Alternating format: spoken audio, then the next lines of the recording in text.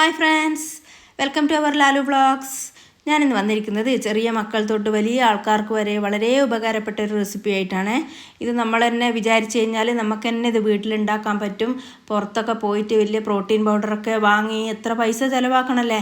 അപ്പം നമുക്ക് പ്രോട്ടീൻ പൗഡറിന് പകരം ഇത് ഉപയോഗിക്കാൻ പറ്റുന്ന ജിമ്മിൽ പോകുന്ന ആൾക്കാർക്കും തടിക്കാൻ ഉദ്ദേശിക്കുന്നവർക്കും ഇനിയിപ്പം ആദ്യമായിട്ട് പീരീഡ്സ് ഒക്കെ ആകുന്ന പെൺകുട്ടികൾക്കൊക്കെ ഇത് പൊടിച്ചു കൊടുത്താൽ ആരോഗ്യത്തിന് നല്ലതാണ്. അപ്പോൾ ഗോതമ്പ്, കടല, ബദാം, അണ്ടിപ്പരിപ്പ്, മമ്പയർ, മട്ടയരി, ഉഴുന്ന്, എള്ള്, ചെറുപയർ, ഉലുവ, അവില്, കടുക്, മുന്തിരി, നിലക്കടല, ഇതൊക്കെയാണ് നമുക്ക് ആവശ്യമുള്ള സാധനങ്ങൾ.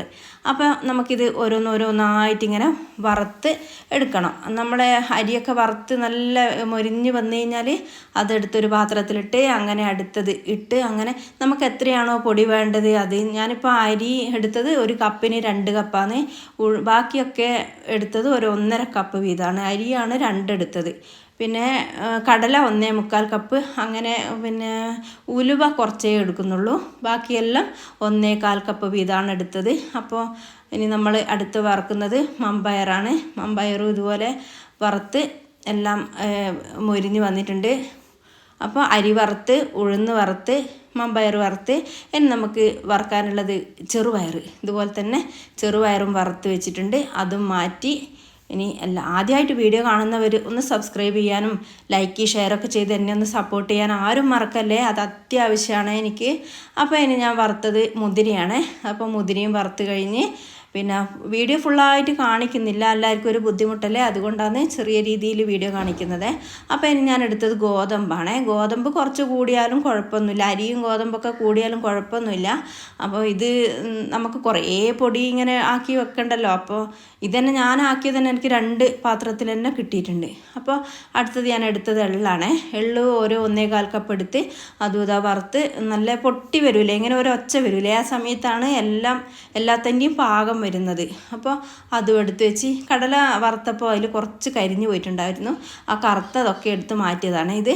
അപ്പോൾ ഇനി അടുത്തത് നമുക്ക് അവിലും ഇതുപോലെ തന്നെ നമുക്ക് പിന്നെ 2 പാത്രം വേണം എടുക്കാം. ഞാനിത് 1 കപ്പും കുറച്ചേ എടുത്തിട്ടുള്ളൂ, കൂടിപ്പോണ്ടാന്ന് വിചാരിച്ചിട്ടാണ് പൊടി. പിന്നെ ഉലുവ കുറച്ച് മതി. ഉലുവ 1.5 ടേബിൾ സ്പൂണാണ് ഞാൻ എടുത്തത്. അത് പിന്നെ കുറച്ച് കഴിക്കുന്നൊരു സാധനമാണല്ലോ.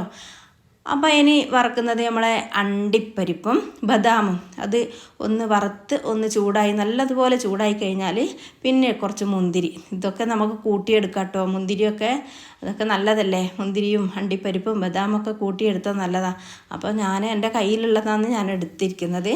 അടുത്തത് നിലക്കടലയും ഇതുപോലെ നമുക്ക് കൂട്ടിയെടുക്കാം. പിന്നെ അതുമെല്ലാം വറുത്ത് നട്ട്സൊക്കെ ഞാൻ വേറെ തന്നെ ഒരു പാത്രത്തിലായിട്ടത്, അത് ലാസ്റ്റ് നമുക്ക് പൊടിച്ചിട്ടെടുക്കാമെന്ന് വിചാരിച്ചിട്ട്. ഇപ്പം ഇനി കടുക് ഞാനൊരു 3/4 കപ്പ് കടുകേ എടുത്തിട്ടുള്ളൂ. അപ്പോൾ കടുകും അതുപോലെ തന്നെ എല്ലാം ഫ്രൈ ആയിട്ടുണ്ട്, എല്ലാം വറുത്ത് പൊരിഞ്ഞ് വന്നിട്ടുണ്ട്. ഇനി നമുക്കെല്ലാം കൂടി ഒന്ന് മിക്സ് ചെയ്ത് തണിഞ്ഞ് കഴിഞ്ഞാൽ മാത്രം നമ്മൾ മിക്സീൻ്റെ ജാറിലിട്ടിട്ട് ഫൈനായിട്ട് പൊടിച്ചെടുക്കുക. അപ്പോൾ ഇതുവരെ ഉണ്ടാക്കാത്തവർക്ക് വേണ്ടിയാണ്. ഇത് കുറേ ആളൊക്കെ ഉണ്ടാക്കലുണ്ടാകും. ഇതുവരെ ഉണ്ടാക്കാത്ത ആൾക്കാരും അറിയാത്ത ആൾക്കാരും ഉണ്ടാവില്ലേ, അവരൊക്കെ ഒന്ന് ഉണ്ടാക്കി നോക്കുക.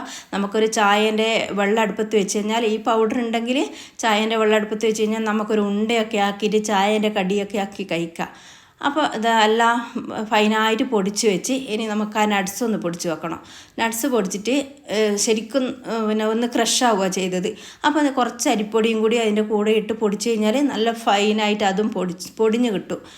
അപ്പോൾ പിന്നെ ഇനിയിപ്പം നമുക്കിത് 3 തരത്തിലാക്കിയിട്ട് നമുക്കിത് കഴിക്കാം. ഒന്ന് സ്മൂത്തിയായി കഴിക്കാം, പിന്നെ ഉണ്ടയാക്കി കഴിക്കുക. ഇനി ഒരു പാത്രത്തിൽ കുറച്ച് ശർക്കരയും തേങ്ങയൊക്കെ ഇട്ടിട്ട് നമുക്ക് സ്പൂണും കൊണ്ട് കോരിയിട്ട് ചായക്ക് അങ്ങനെയും കഴിക്കാം.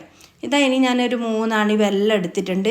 അത് ഒന്ന് കുത്തിപ്പൊടിച്ച് ഒന്ന് മിക്സീൻ്റെ ജാറിലിട്ട് കഴിഞ്ഞാൽ പെട്ടെന്ന് നമുക്ക് പൊടിഞ്ഞ് കിട്ടുമല്ലോ, അതിന് വേണ്ടിയിട്ടാണ്.